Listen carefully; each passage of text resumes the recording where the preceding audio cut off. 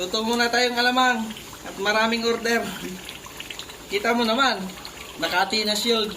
Ano pala?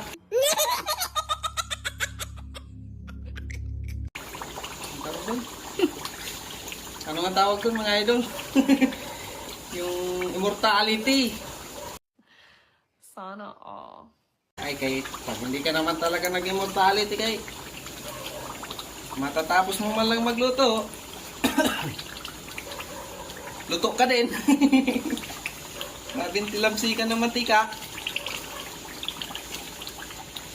Tsaga-tsaga lang tayo mga idol.